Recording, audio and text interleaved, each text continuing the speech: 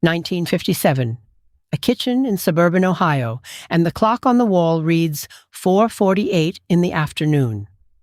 The roast has been in the oven for an hour already. The linoleum is freshly swept, and a woman stands at the bathroom mirror, pressing a ribbon into her hair, touching cold cream to her cheeks, smoothing the front of her house dress before her husband's car pulls into the driveway. She was not performing. She was following a system, a precise and detailed set of rules that governed every hour of her day. Rules that nobody wrote on a chalkboard and nobody taught in a formal class. They were simply known, and today most of them have completely vanished. To understand these rules, you have to understand what the post-war American home actually was in the 1950s. After years of wartime rationing and uncertainty, the domestic sphere became something almost sacred. By 1955, roughly 60% of American women identified their primary occupation as homemaker. The home was not just a place to sleep, it was a project, a standard, a daily performance of order and competence. Manuals like the Good Housekeeping Book sold in enormous numbers, and they laid out week by week, day by day, hour by hour instructions for running what they called a properly managed household. Rule number 1, and perhaps the most quietly radical one on this list, was the fixed weekly schedule. The Good Housekeeping Book did not suggest a weekly routine. It prescribed one. Monday was grocery and kitchen day. Tuesday was laundry. Wednesday was bedrooms and bathrooms. Thursday was linens and the living room. Friday was groceries again, defrosting the refrigerator and the dining rooms and halls. The weekend was family time, kept deliberately free. This was not laziness or rigidity.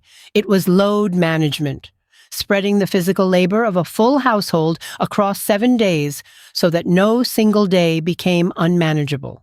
What is remarkable about that schedule is what it reveals about how these women thought. They were not reacting to mess. They were preventing it. Tuesday was laundry whether the hamper was overflowing or not, because if you waited until it overflowed, you had already lost the day. Wednesday was bedrooms and bathrooms, whether the bathroom looked clean to the eye or not, because surface clean and actually clean were two different things, and every experienced homemaker knew it. The schedule was a kind of invisible architecture that held the whole house upright without anyone seeing the beams. Rule number 2 was the daily task list, and it ran underneath the weekly schedule like a second layer of obligation. Every single day, regardless of what the weekly schedule called for, certain things had to be done before anything else. In the kitchen, that meant putting away all food, cleaning the coffee grounds from the percolator, washing dishes and the sink, sweeping the floor, and emptying the wastebasket. In the bedrooms, it meant hanging up night clothes, making the beds, straightening and dusting, and attending to the blinds. These were not optional. They were the floor below, which no properly run home was allowed to fall. There is something almost meditative about that daily list when you sit with it. The coffee grounds cleaned every single morning, the beds made before any other task began, the wastebasket emptied before it could become a problem. These were not chores in the modern sense of the word, meaning things you put off until they become unavoidable. They were anchors. Small, repeated acts that told the woman doing them and told the house itself that order was the default state and disorder was the temporary visitor. Your grandmother knew something they stopped teaching, and that something was the difference between maintaining and recovering. Rule number 3 was the dinner preparation rule, and it is the one most people have heard of, though usually stripped of its full context. The advice that circulated widely in post-war homemaking literature told women to plan dinner the night before, not the afternoon of. That meant knowing by Sunday evening what Monday's meal would be, whether the potatoes needed soaking, whether the roast needed to come out of the icebox early, whether a trip to the market was required before noon. In an era before microwaves and before fast food existed as a category, a meal that was not planned the night before was a meal that was likely to fail. Most meals in a 1950s household were cooked entirely from fresh ingredients purchased from the local market, often that same day or the day before. There was no shelf-stable backup plan sitting in a freezer drawer. If you had not thought about dinner at 3 in the afternoon, the 6 o'clock meal was going to be a scramble, and a scramble was considered a failure of household management, not a relatable moment to laugh about. The planning rule existed because the margin for error was genuinely narrow. Fresh food, no shortcuts, a family expecting a hot meal at a specific time. Planning was not a virtue. It was a structural necessity. Rule number 4 was the appearance rule, and this is where modern readers often stumble, because they read it as vanity and miss what it actually was. Post-war homemaking advice consistently told women to refresh their appearance before their husband came home from work. Touch up your makeup. Put a ribbon in your hair. Change out of the house dress if it had been a particularly hard day. The reason given was that he had been among people all day, and the home should feel like a welcoming arrival, not an extension of labor. But underneath that framing was something else entirely. The woman was being asked to mark the transition from her working hours to the shared evening hours. She was drawing a line. There is a whole world hiding in what nobody said out loud about that appearance rule. It was never framed as self-care. That language did not exist yet in the domestic context. But that is functionally what it was. A woman who had been on her feet since 6 in the morning, who had swept and cooked and managed children and run errands, was being given a cultural permission, slip to stop, stand at her vanity mirror, and do something for herself before the second half of the day began. The ribbon in the hair was not for him. It was a reset, a signal to herself that the hard part was done, and the evening was beginning. Rule number 5 was the clutter rule, and it was applied to the living room with a kind of military precision. Every day before the afternoon was over, the living room had to be cleared of what the Good Housekeeping manual called surface litter. Faded flowers were discarded. Old magazines were removed. Newspapers were stacked or put away. Pillows were plumped. Furniture was dusted. The table surfaces were cleared. This was not about the room being dirty. It was about the room communicating something specific, that the home was composed, that the woman running it was on top of things, and that the space was ready to receive the family at the end of the day. What the clutter rule understood, that modern minimalism sometimes misses, is that the purpose of a clear surface is emotional, not aesthetic. A room full of yesterday's newspapers and wilted flowers communicates stagnation. It says nobody is minding the ship. The 1950s homemaker understood, even if she could not have articulated it in those terms, that the visual state of a room affects the emotional state of the people inside it. Clearing the living room before evening was not housework. It was stage setting. She was preparing an environment in which her family could actually exhale. Rule number 6 was the noise rule, and it is the one that modern readers find most jarring, though its logic is worth sitting with before dismissing it.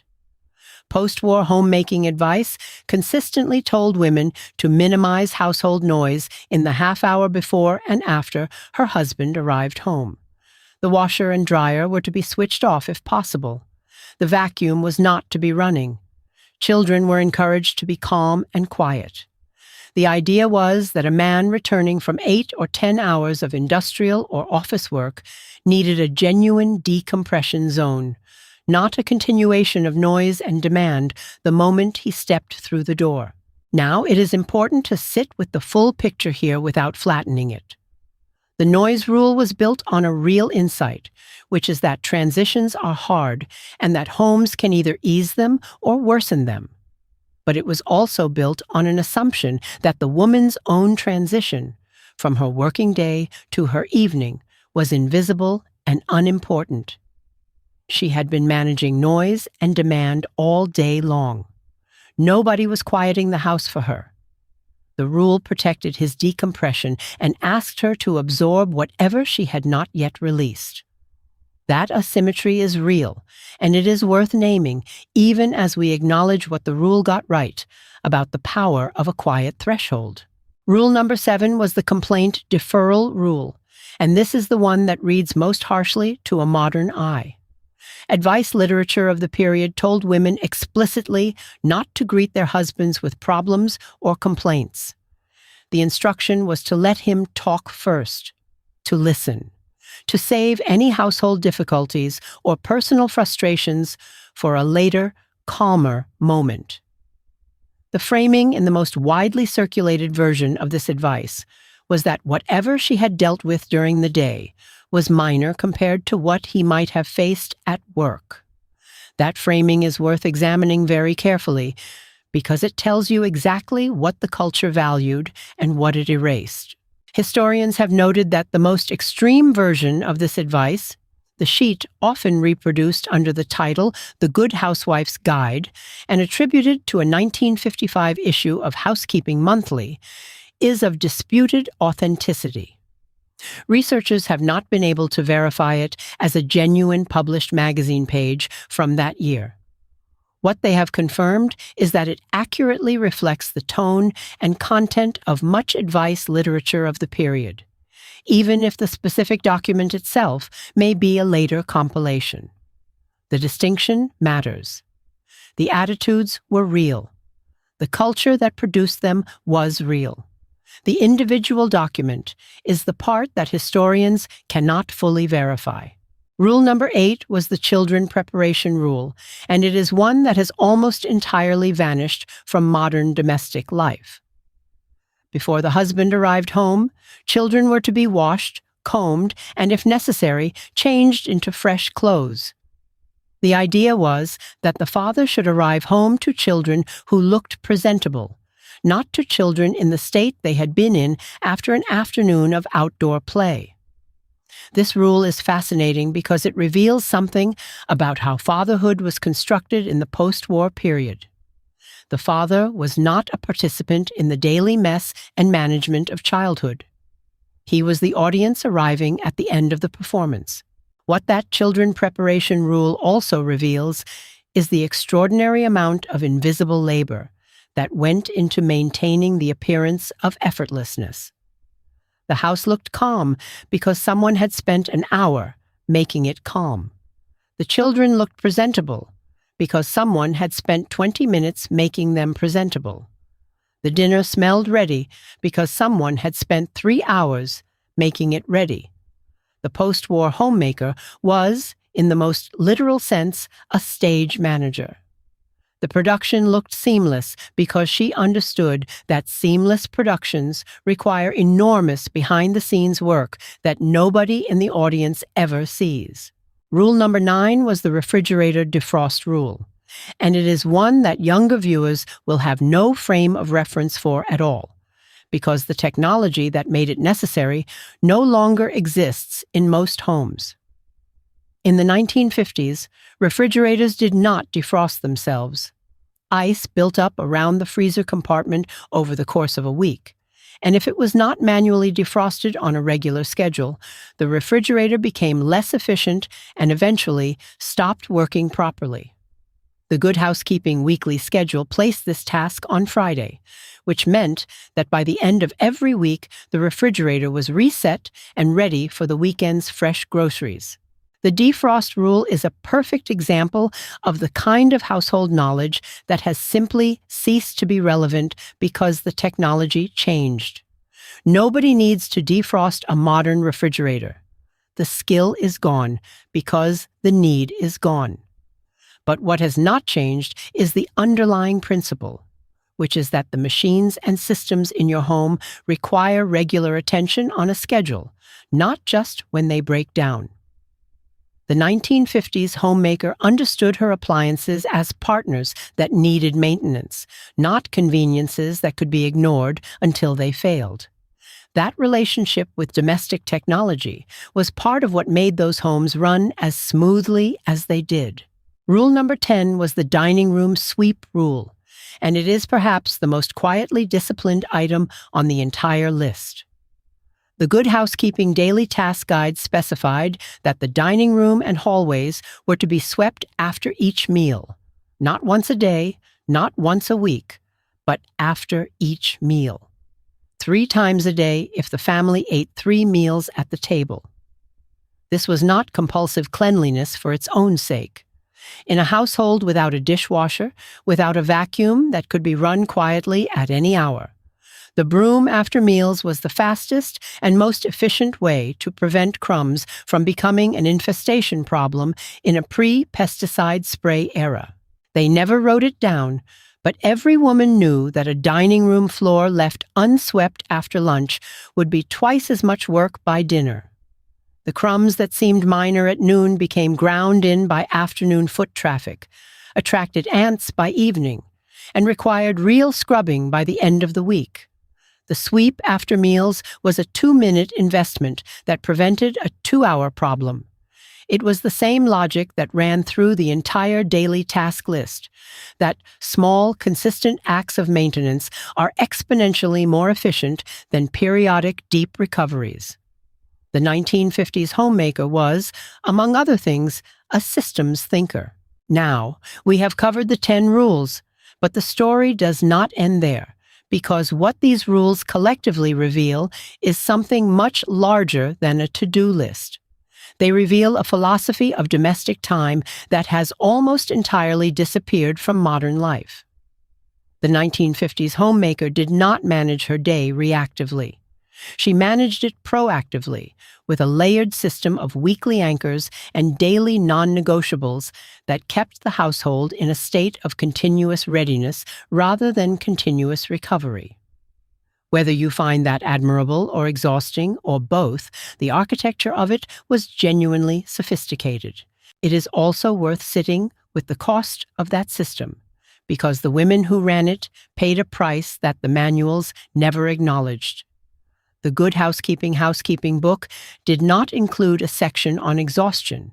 It did not include a section on loneliness or on the particular kind of invisibility that comes from doing work so well that nobody notices it is being done. The post-war homemaker was operating a complex logistical enterprise on behalf of her family, and the cultural reward for doing it perfectly was that it appeared effortless. Effortlessness was the goal, and effortlessness is its own form of erasure. The women who followed these rules were not simple. They were not passive. Many of them were extraordinarily intelligent people who had been channeled by a culture that offered them very few alternative outlets for that intelligence. The homemaking manuals of the era gave them a framework, and many of them took that framework and ran it with a precision and creativity that would be recognized as genuine expertise in any other field. The fact that the field was domestic rather than professional did not make the expertise less real. It made it less visible, which is a very different thing. The weekly schedule rule is also worth examining through the lens of what it protected.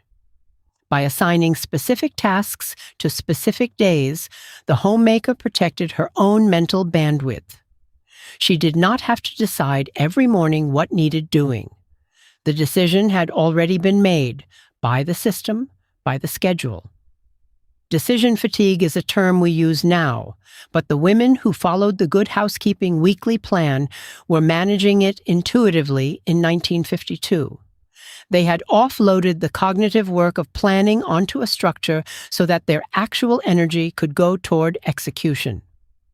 That is not a small insight. The dinner planning rule deserves a second look as well, because it was not just about having food ready. It was about the relationship between planning and confidence. A woman who knew at 9 in the morning what she was making for dinner at 6 in the evening moved through her day differently than one who did not. The meal was already solved. That solved problem freed her attention for everything else. The post-war homemaker's day was full of these small, pre-solved problems, and the cumulative effect was a kind of operational calm that the manuals described as a well-run home, but that was actually something more personal than that. The appearance rule, the one about the ribbon and the fresh lipstick, also had a practical dimension that is easy to overlook. In a culture where a woman's social standing was closely tied to her husband's professional reputation, appearing composed and put together when neighbors or unexpected visitors arrived was not vanity. It was a form of social armor. The woman who answered the door at 5 in the afternoon, looking fresh and organized, was communicating something about the household she ran. She was its public face, and she knew it, and she dressed accordingly. The clutter rule, when you look at it closely, was also a mental health rule in disguise.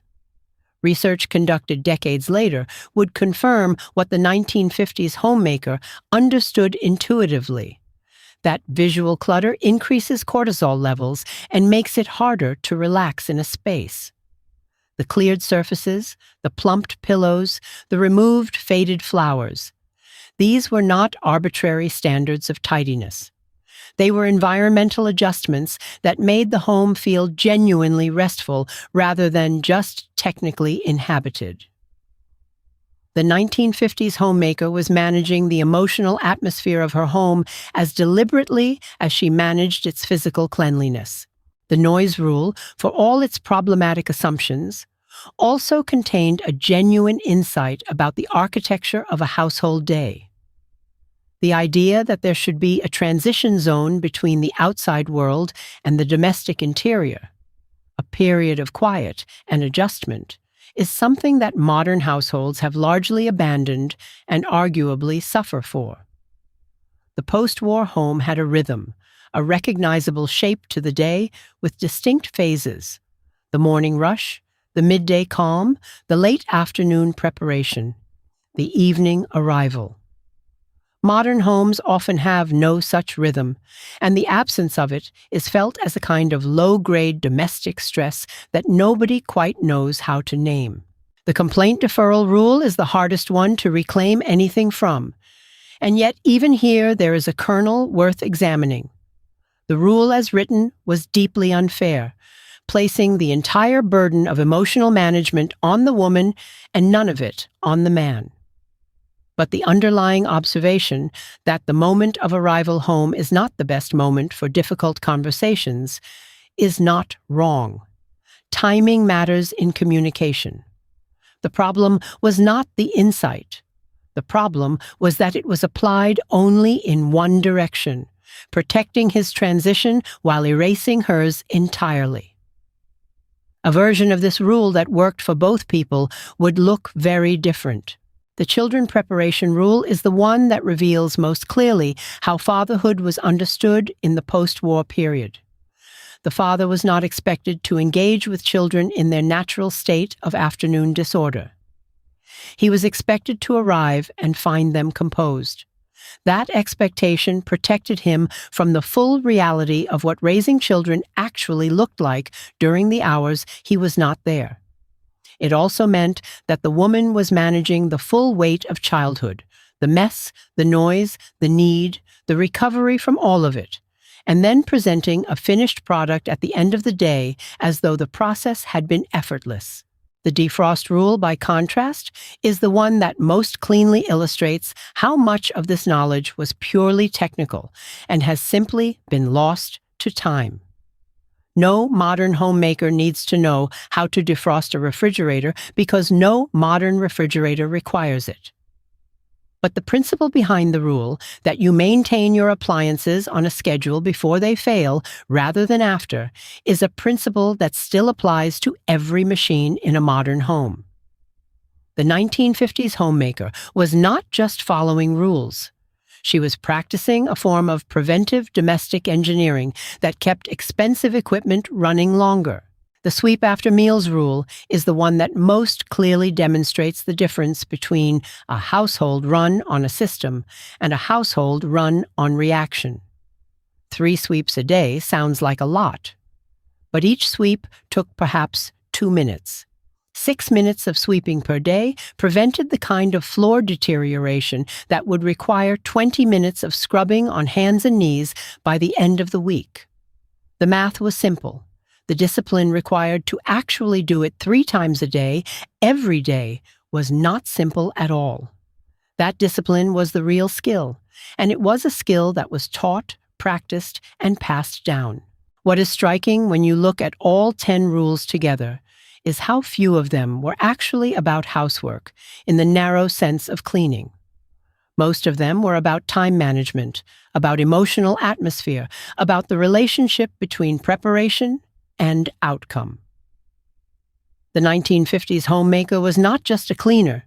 She was a planner, a scheduler, a stage manager, a systems designer, and an emotional labor specialist, all in a single role that the culture of the time called simply keeping house.